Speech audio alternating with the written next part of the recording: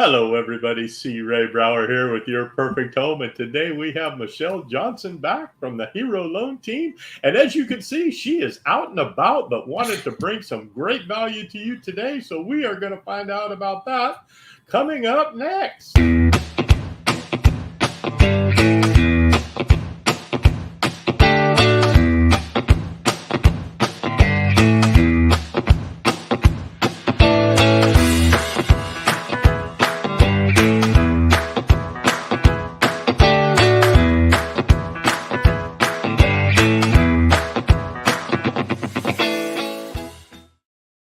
And we're back. Hello, Michelle. How's it going? Hi, Ray. I'm good. How are you? Very, very good. Very, very good. Looks like you're out and about doing a little shopping. Actually, checking out some different places to maybe live, looking at the beach community as a possibility. So Very, very nice. Very cool. yeah. Cool. And you're back from Kansas? Back from Kansas, hence no brick wall behind me. That's right. Did everything go well? Everything went very, very well. Very, very well. We're moving on forward. We've got 10 lots, 10, 11, 10, 9. I don't know. We got several lots that we're getting ready to build on, and just got to work through the process with the city and what have you, and get all the environmental stuff done that needs to be done and what have you. I mean, but it was a very, very productive trip. Had a great time while we were there and ready to get some money and go back and get building. Well, that's good. Definitely productivity and not any issues. Like, you can't ask for more than that. And you got to have a little fun. Yeah, got to have a little bit of fun, but issues are just opportunities, right? That's right. Yeah. That's right. Yeah, definitely. So, so we wanted to talk about some home equity today. That sounds like a winner. So Yeah. you've been out and about going to spend some of your home equity to find a new place to live. So maybe you could explain to people what home equity is and really how it helps them. Yeah, absolutely. Well, the first thing I wanted to kind of talk about is renting versus owning. And a lot of people, especially in today's market, are feeling like maybe I should keep renting. Maybe that's a better idea for me. And that's usually fueled by thinking, well, it's going to cost me more monthly to get a mortgage than it is for me to rent sort of the same space. And right now with the rates, like, that's actually in most cases very true. But let me just show a chart really quick and then we'll keep looking at this. So this should work. Okay, let's see, share screen. Okay, here we go. It's giving me tips. So Cool. There we go. Okay, so there it is there. Can you see that? Let me put it up and let me hide the overlay so they can see it better. Can we see that? All right.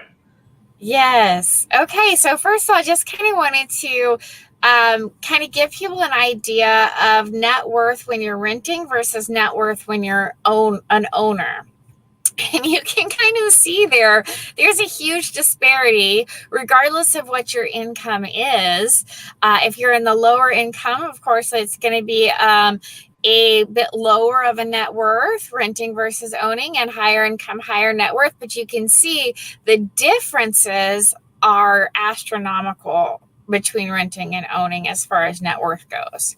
Yeah, even at the lowest level of income, you've got $180,000 of personal net worth when you own a house as compared to renting. Now, we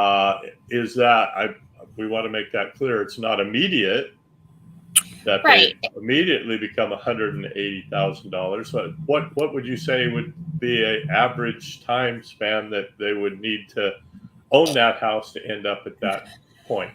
Yeah, that's a really good question. And to be honest, there's no real blanket answer to that, just because the market is, they fluctuate depending on where you live, when you buy, all sorts of different factors that go into that. But one thing is for certain is that every month when I pay rent, that money doesn't go into my net worth at all. It goes into somebody else's net worth. Right. So, right. So typically when I purchase a house, if I have sort of a low down payment, maybe no down payment, if I'm a veteran or a hero, maybe a 3.5% down payment, if I'm going for an FHA loan, something in that nature, you're going to start off with basically no equity in your home. And that's most people when they first get into the market. And then as I start to pay my mortgage, people always say, well, isn't most of that interest in the beginning that I'm paying? So each time I'm paying, I'm not really gaining any Right. equity. Some of it is, that's true, but some of it does go towards your equity, for one. And for two, we have the benefit of living in California, and California has a great market when it comes to home prices. So the average is going up about 3%. I think that's the national average, 3% every year. So if you have a $500,000 house, 3% increase on that would be about $15,000. So Yep. that's 1 year, and you're already looking at that net worth that a renter might be putting in their savings account up and above what they can pay for rent. So if I'm renting and I'm putting $1,000 in my savings account, and I think I don't want to pay $1,000 more for my mortgage because I won't be able to put money in my savings account, I can really start thinking of the money that I'm putting into my mortgage as a savings account. And also, what I'm doing is I'm leveraging my investment. And so what that means is that I am basically able to have a $500,000 investment, even though I only have maybe $15,000 to start. And so Right. putting that $15,000, even in like a very risky stock that then may go up quite a bit, is never going to get me to the amount of equity that I'm going to gain in this $500,000 investment, thanks to the bank letting me have some money to invest with. Absolutely. Yep. And the extra benefit to that investment is that it's not just over here in the stock market. It's an investment that I'm living in, that I'm making my own. And a lot of people who are, a little bit, what's the right word? Do-it-yourselfers. Yeah. They can get a house that suits their needs, that's move-in ready, but maybe it needs a new paint, a new coat of paint, or it would be great if it had a deck or whatever. And then those people can start painting, they can start building decks, they can start replacing the carpet just slowly as they move forward, making these little adjustments and improvements in their home when they get kind of the money to do so. And that is something we call sweat equity. So your house is already increasing in value just by being your house, just by being in a good area, just by you continuing to pay down what you owe while it increases in value. All that's already happening over here. But every time I make an improvement to my home, that also boosts the equity. And now I have the natural equity plus the sweat equity. And so kind of what you were talking about before, let's say I get a home, my first home, and I think this isn't really what I want. Not completely. Maybe I need or I want an extra bedroom. Maybe I want a different area. Maybe I want to live by the beach. But for my first home, I can't really afford that. Right. Well, what I've been doing for the past 3, 4, 5 years is putting that every mortgage payment into the house. The house has been growing. I've been fixing it up a little bit. Now, next thing you know, and especially in the past few years, because housing prices have just shot up in a way that I'm sure you can. Yeah, our unicorn years were like crazy as far as equity being built extremely fast. That's right. Double digit is unusual. Yeah, I was going to say some places as high as 15% equity in 1 year. And so if like I said, even if I'm doing, 3% equity in a year, in 5 years, depending on the price of my house and a little bit of sweat equity and paying down over 5 years, I'm probably looking at least $50,000 that I now have for a down payment. But in most cases, it's quite a bit more after 5 years, like what we're looking at here with this net worth difference. And so now I can use that money when I sell my house. I can say, okay, I'd like to put all of this $100,000 towards my down payment for my next house. And now my next house can actually be better than when I only had $15,000 down. So that's how that works. Very, very true. Yep. Very, very, very true. Mm-hmm. Exactly. Yeah. And other than selling the house, what are some other ways that people could benefit from that equity?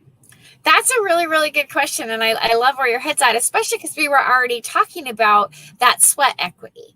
So let's say that I would really like to redo the kitchen in my home. It wasn't, remodeled when I moved in, and it's always something that I've wanted to do. But I don't have the money, let's say $25,000, $30,000, whatever it's going to be, to really fully remodel my kitchen.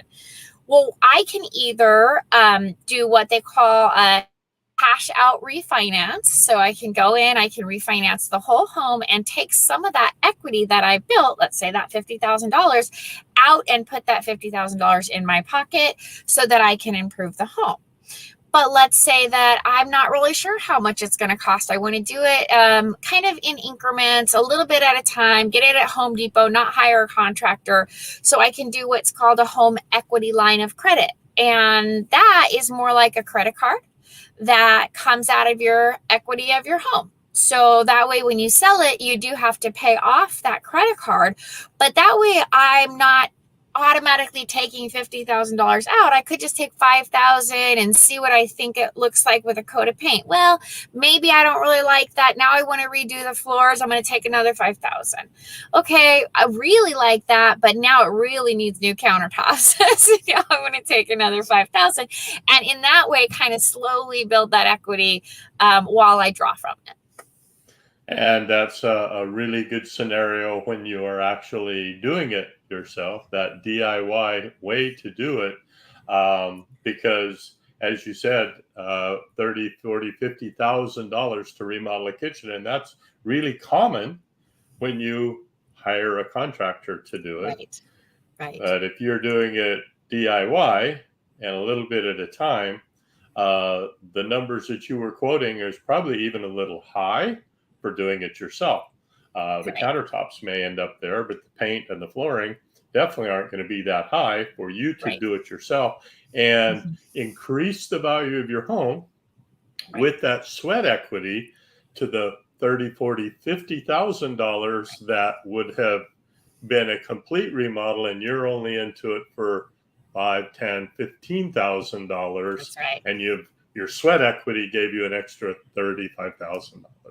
That's right. Yes, exactly. So if you turn around and you sell the home, now that kitchen's, the whole home is worth $50,000 more, for example, and you've only spent $15,000. And so now you've got $35,000 extra that you get to spend on your next home, or, whatever it is that you want to do with it. So that can be really nice. Mm-hmm. Exactly.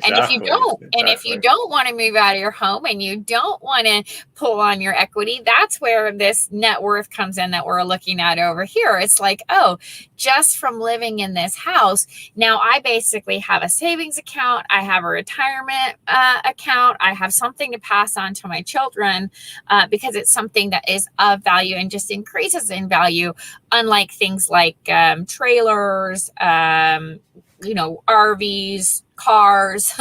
Those are all just depreciating assets. They're always going to need the work. They need something all the time from them. And it's really not something that you can, kind of build your legacy with, but a home is. And so that's why, even though it may seem like I'm paying more, maybe even sometimes for a little bit less to get a mortgage, it really is so much more in the long run.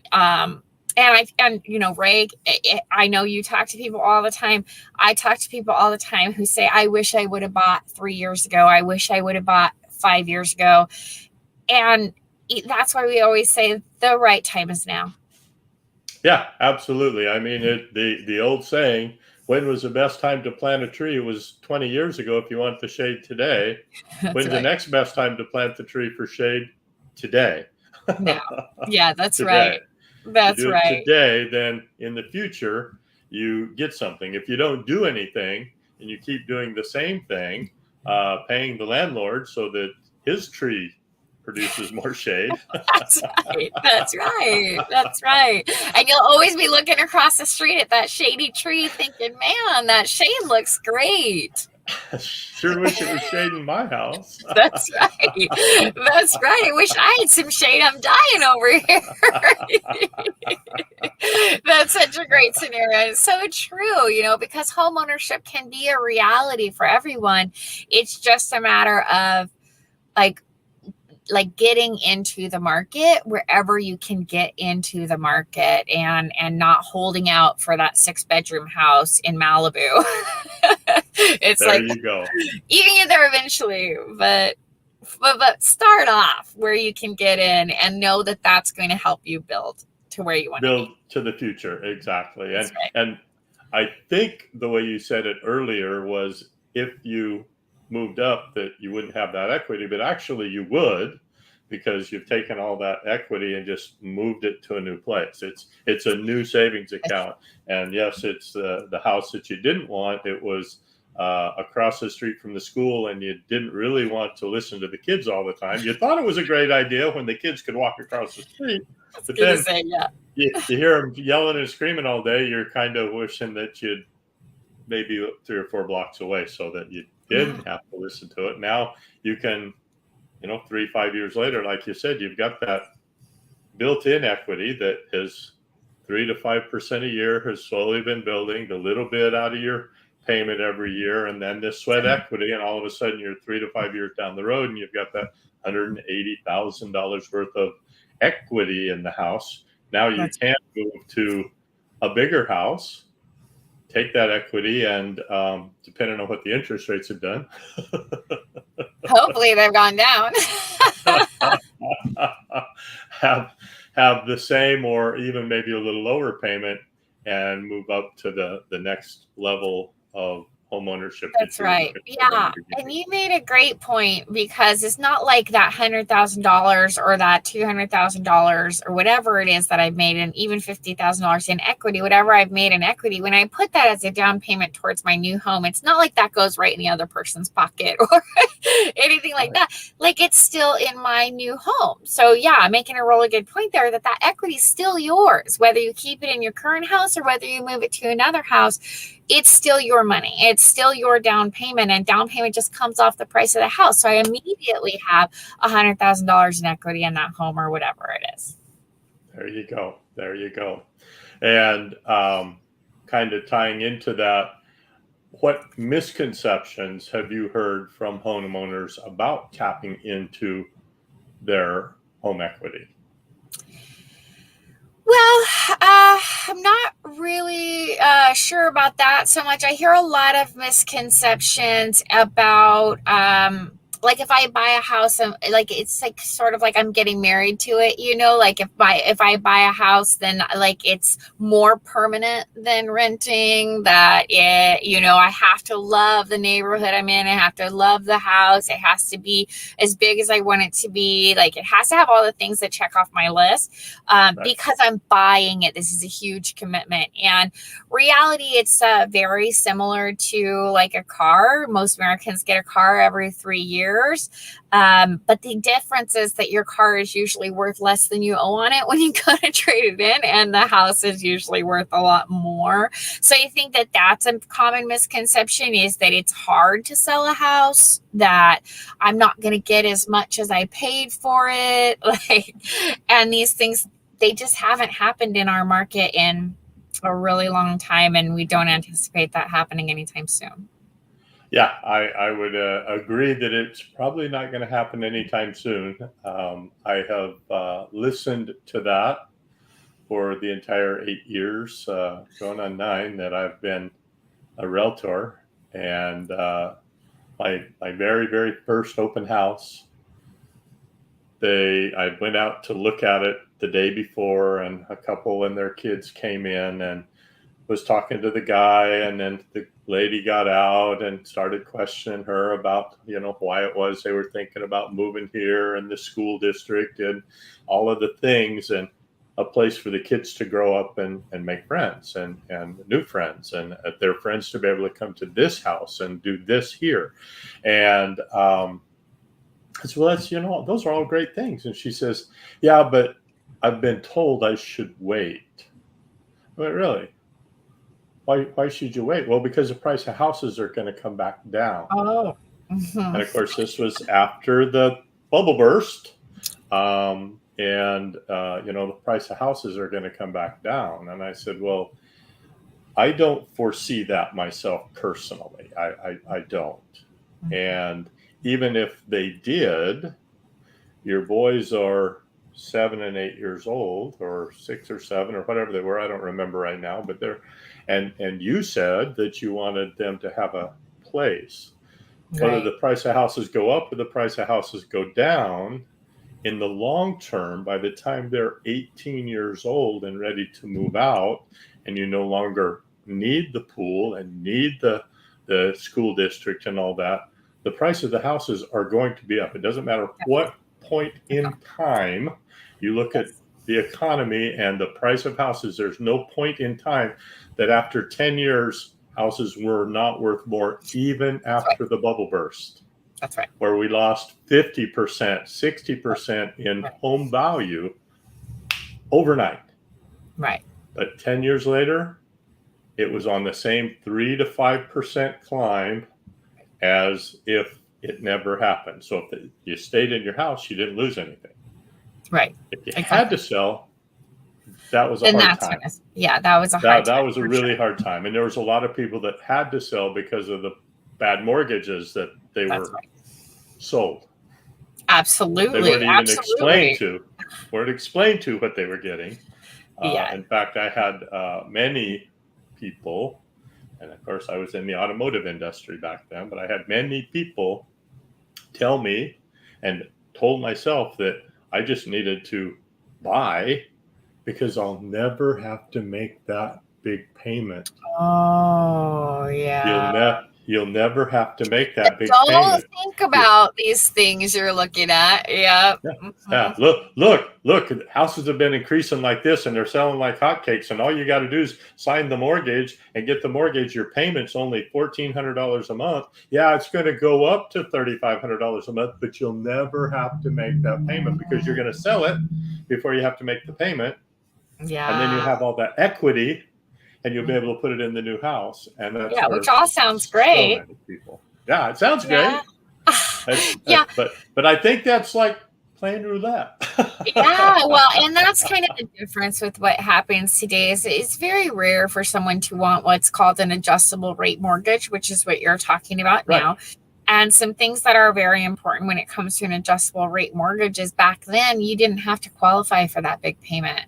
When we would tell you, hey, you qualify for the payment that you're getting right now, you don't have to worry about those big payments. Well, the bank says now, no, actually, if there is a bigger payment coming, then you need to qualify for the biggest payment possible. And so mortgages can't do that, for one. For two, most people don't do an adjustable rate mortgage. In fact, I've never done one for anybody. A fixed rate mortgage is almost always the best thing, even when they feel like these are high interest rates. They're not that high. And the truth of the matter is, one thing that's really, really great when you talk about future payments is like, right now your payment may be a little bit higher than what you're paying for rent, but a year from now, rents go up. A year from then, rents go up. Every time you're having to sign a new lease and you're having to move to a new place, I'm sure you've noticed your rent goes up a little bit. It's up a couple $100 here, $50 there. But next thing you know, your rent, what you paid 10 years ago versus your rent, what you pay now, is drastically different, even if you're having about the same standard of living. The nice thing about the mortgage is, like you said, if this house works for me and my family, and I feel like we're going to be in here 5 to 10 years, your mortgage is going to stay the same, maybe a little bit for, property taxes, but it's the same. Right, exactly. But otherwise, it's the same. Whereas everybody else's rent is going up. And so by the time 10 years comes around, rents are up here for what you're buying, and you're still paying this. And so a lot of people actually, that's when they get into an additional investment where they say, you know what, I'm gonna rent this house and buy another house. And now they're Yeah. getting extra equity on that every year. Plus, they're getting equity on their new home. And now they've got even more of a retirement plan, nest egg, Bigger shade tree. That's right. I got two shade trees and it shaded some other family, but I'm getting the shade out of it. So yeah, like that's the nice thing too about it, is that you're able to kind of use that however you want, whether you want to sell their house and use that as down payment, or if you're doing well enough to say, I'm going to rent this out and that house is going to make me $500 a month.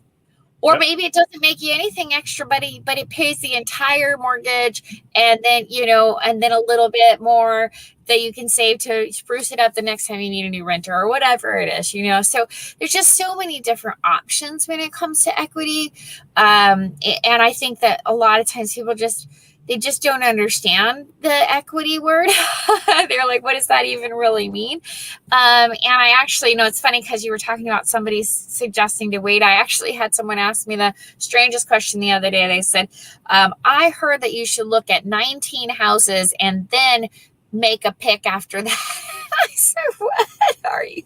Why would you keep looking if you find a house that suits your needs and your budget? Because by the time you get done looking at those 19 houses number 1, 2, and 3 are going to be gone at least.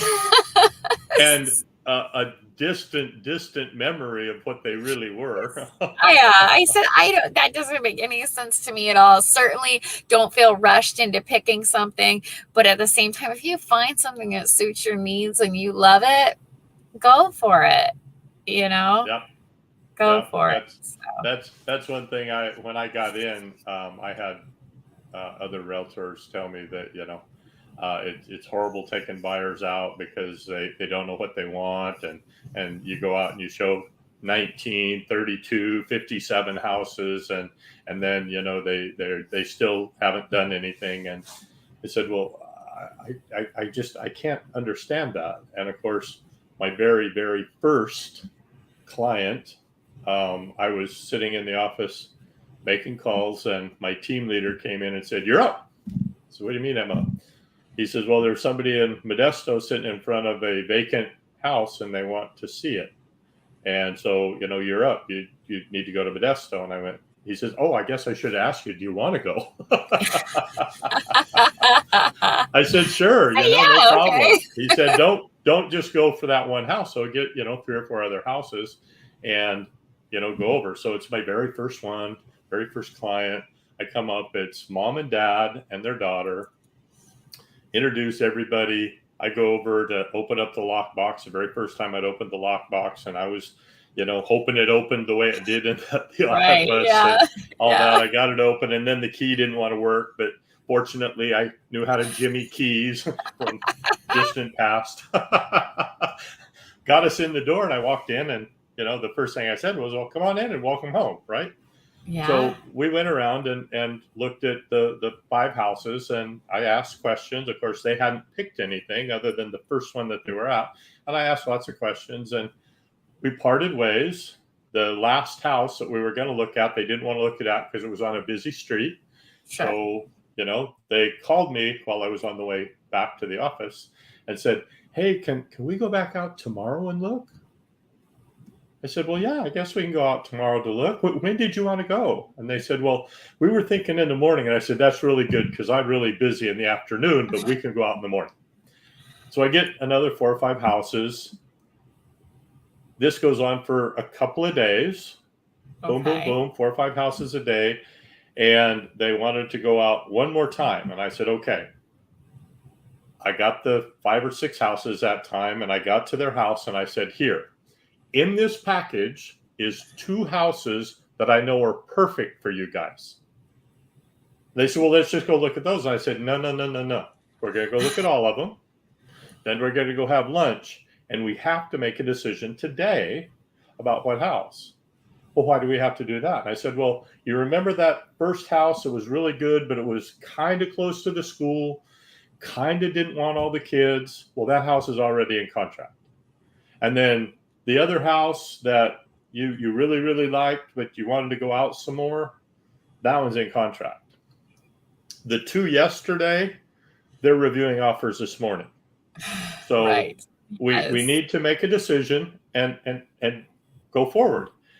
So we got back to the restaurant.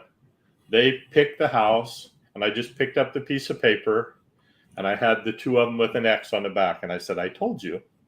Yeah. I picked it, right? Yeah. So we're sitting eating, and the daughter is sitting next to me, and she says, Carrie. She had found out my first name was Carrie. Didn't call me C-Ray. She liked Carrie better. She says, Carrie, tell me something. How long have you been a realtor? And I looked at her and I said, wow, that's a really interesting question. Why do you ask? Because literally, I mean, I've been a realtor for 5 months, but I've only been a residential realtor for a week and a half. Oh. I said, interesting question. Why do you ask? She said, I was just curious. I'm not offending you or anything. No, not at all. Doesn't bother me at all. I mean, that's why I asked the question. I'm trying to find out what it is you want, I said, so tell me, how long do you think I've been a realtor? Yeah.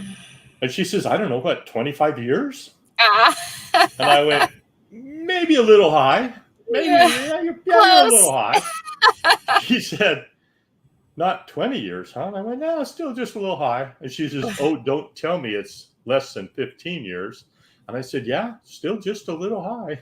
And she says, well, how long? And I said, well, less than 6 months. And she says, you're lying to me. And I said, why would you say that? I can show you my license. Why would you say that? She says, because you know everything. The only reason I knew everything is because I asked lots of questions. Right? That's right. And you got to listen. Yeah. Listen to understand, not listen to respond. That's right. That's right. And then you're able to guide them and help them. Exactly. Like when you said, that people don't know what they want, I think everybody kind of relates to that idea that they know a little bit what they want, but they really want somebody to help them, somebody who's a professional, somebody who understands the business, and somebody who can say, hey, from what you're telling me, these are your best options. If I get with somebody in the mortgage industry and somebody comes to me and they say, I want to know about every single type of mortgage. And it's like, but you don't, because most of them won't really benefit you, or you are not eligible for them, or they don't make any sense. So really what you want to know is, what are my options that make the most sense for me? And then education on those options so that I can make an informed decision. And it's the same with real estate. What houses are going to suit my needs? Let's find out what your needs are. Let me show you the houses that fit those needs. And then you tell me if it doesn't work, for what reason, versus like you said, seeing 20 houses. By the time I'm done with the first one, first of all, like you said, don't really remember it. Secondly, it's probably already sold. Yep. Yeah, for sure. Exactly. Michelle, it has been great, as always. Always a pleasure. Always a pleasure. I'm glad you got to do it in the car, like I got to do it in the car from Kansas. So now we're even. Yeah, now we're even for sure. Well, I just really appreciate talking to you about all of this. I hope the viewers have learned something that they can take away. Yeah.